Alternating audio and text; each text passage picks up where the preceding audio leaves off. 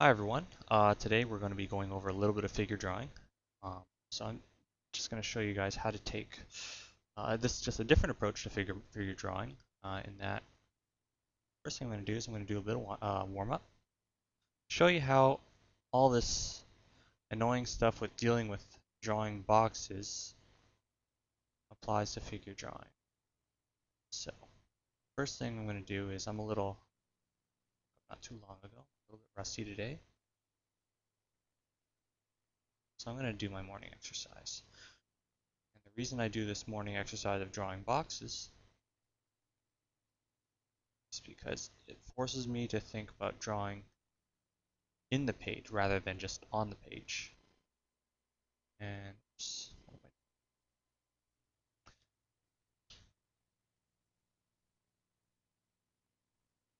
do my ghost thing as well.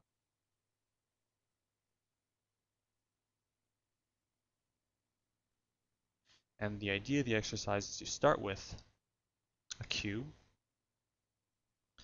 and you try and maintain the size of that cube. You don't make that cube get any larger or shorter, or bigger or smaller, but you do try to shift the cube through space. Cube does appear as if it appears cube should appear as if it's getting closer and further away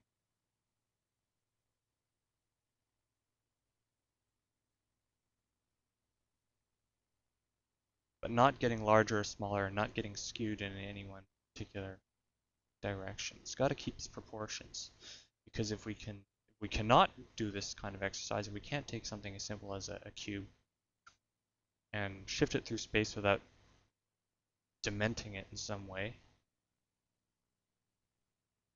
think about what's going to happen if we try to do that to a head or an arm or a leg, anything of that sort. So a lot of people, they like to obsess about proportions, but they don't really know what proportions are. Well,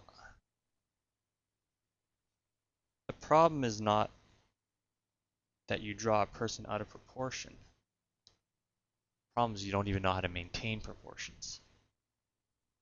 We all have a pretty good sense of proportions because when we look at a drawing of a person and it's done badly, you can kind of tell right away that something's off. Um, but this exercise of drawing the boxes will teach you, or will at least the purpose of the exercise is to force you to have control over proportions. You might know that for a cube, the proportion of width, height, and depth are all the same, but when you rotate them, on paper they don't appear to be they appear to get wider and shorter and narrower and whatever. But this exercise is to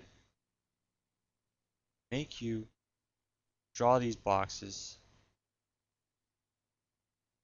as if they are rotating and going into space and going out of, going into and out of space, and the proportions must not change. It must not get demented, it mustn't get deformed. So that when it comes time for us to draw a person, you know, you don't run into troubles. All right, so that's the first part of the exercise, is just drawing these boxes. Um, the next thing, the next step, by the way, I don't expect you guys to be able to do this in just, a day. Actually, maybe a few hours. It doesn't take that long. For me, it didn't take that long. I just had to fill up pages and pages of this stuff. It took me you know, I learned a lot while doing it. But I can fill up a page in about 15 minutes of just doing this exercise. But the next level up, if you can do it with like that, drawing all the lines of the boxes, then the next exercise is to do the same thing, except this time with no interior lines. You're simply drawing silhouettes.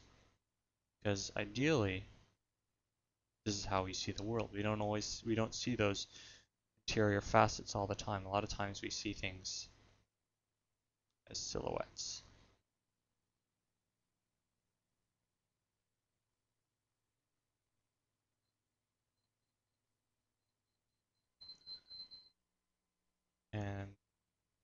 Okay, I'm just going to turn off the timer. I'll just cut and edit this as I see fit. I don't do so well.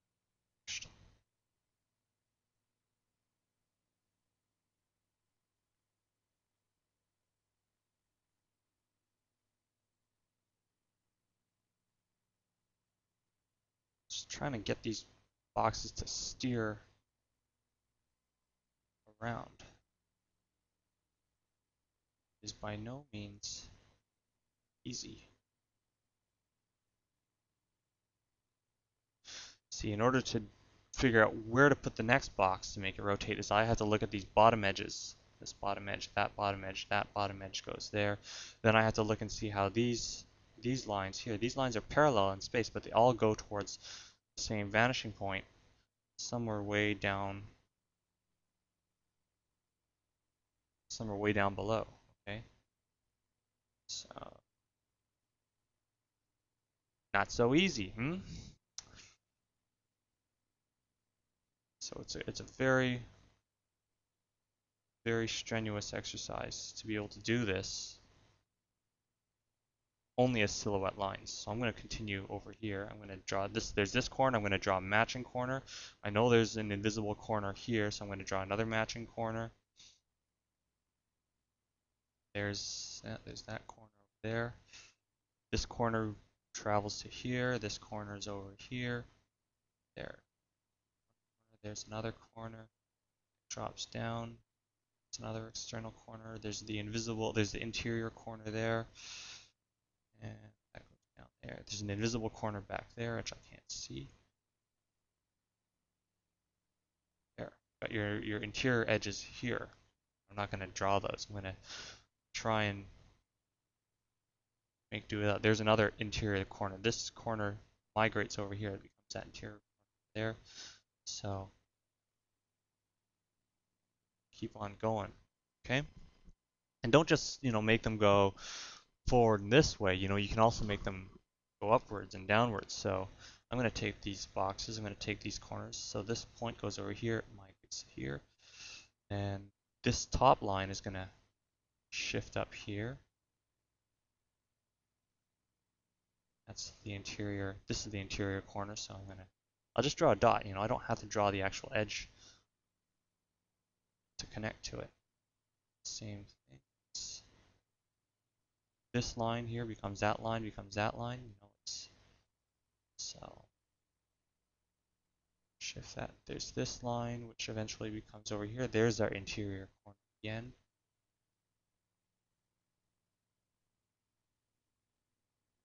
Same deal. Take this point, gonna migrate up here. This interior corner is gonna become visible now.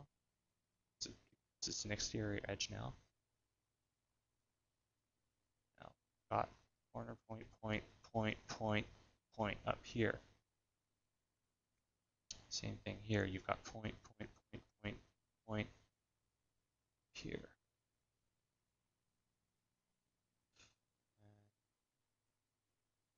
So now I've got point, and another point. Maybe here. Continue the line. And let's continue that going that way. So this is going to be an invisible edge somewhere up. There's another line up there. Space. You see, these boxes, when they get really close to your camera, they can completely fill the screen. There's no limit to how big something can get. I mean, here's my hand. Okay, it looks small over here, but when my hand gets really close, it fills the screen. So, this exercise should help break some of your barriers. Get used to drawing things that get larger when they get closer. Okay, so how do we make this useful to us for drawing a person? Well, let me go and draw a person, and you're going to be like, what? And then I'll explain it. So, side of the neck.